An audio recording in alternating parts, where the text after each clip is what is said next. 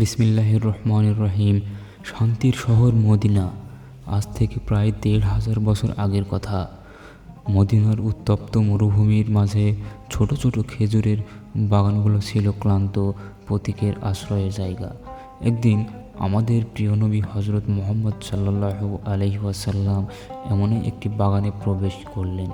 কিন্তু সেই বাগানে আজ এক অদ্ভুত ঘটনা ঘটার অপেক্ষায় ছিল, যা আমাদের শিখিয়ে দেবে ইসলাম শুধু মানুষের নয়, প্রতিটি প্রাণের প্রতি কতটা দয়ালু।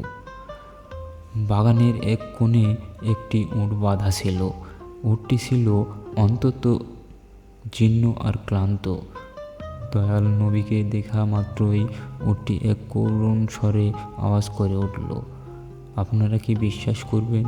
সেই অবলা প্রাণীটির 2 চোখ বেয়ে অঝরে অশ্রু ঝরছিল। সৃষ্টির সেরা মানুষ মুহাম্মদ সাল্লাল্লাহু আলাইহি ওয়াসাল্লাম উটটির এই কষ্ট সইতে পারলেন না। তিনি ধীরে পায়ে উটটির কাছে গেলেন এবং পরম মমতায় উটটির মাথায় হাত বুলিয়ে দিলেন। নবীজির হাতের স্পর্শে উটটি যেন তার সব দুঃখ ভুলে শান্ত হয়ে গেল। নবীজি সাল্লাল্লাহু আলাইহি ওয়াসাল্লাম বুঝতে পারলেন এই প্রাণীটি বড় কোনো কষ্টে আছে। তিনি আশেপাশের সাহাবীদেরকে ডেকে জিজ্ঞেস করলেন, এই উটটির মালিক কে?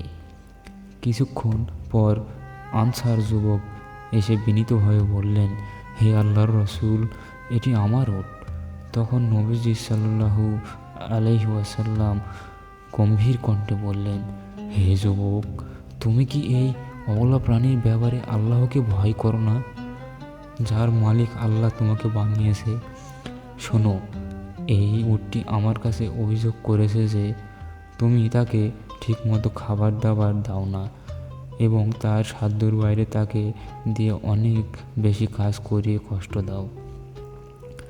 নবীজির মুখে এই কথা শুনে যুবকটি লজ্জিত হয়ে মাথা নিচু করে ফেলল। সে বুঝতে পারল অবলা প্রাণীটি কথা বলতে না পারলেও তার সব কষ্ট আল্লাহর রাসূলের কাছে পৌঁছে গেছে। সেই মুহূর্ত থেকে যুবকটি ওয়াদা করল, সে আর কখনো কোনো প্রাণীকে কষ্ট দেবে না। সুবহান আল্লাহ। এই ঘটনাটা আমাদের শেখায় যে একটি প্রাণী ক্ষুধার্ত থাকলে বা তাকে অতিরিক্ত কষ্ট দিলেও আল্লাহর কাছে জবাবদিহি করতে হবে। আমাদের নবী শুধু মানুষের জন্য নয়, বরং তিনি ছিলেন পুরো জগতের জন্য রহমত।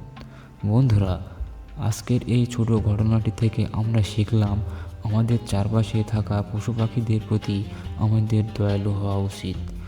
আপনার ঘরের পাশে কোনো বিড়াল বা কুকুরে ক্ষুধার্ত দেখলে তাকে খাবার দিন। মনে রাখবেন, দয়া করলে আল্লাহ আপনার প্রতি দয়া করবেন। ভিডিওটা ভালো লাগলে কমেন্টে সুবহান আল্লাহ লিখুন এবং সবার সাথে শেয়ার করুন। আল্লাহ হাফেজ।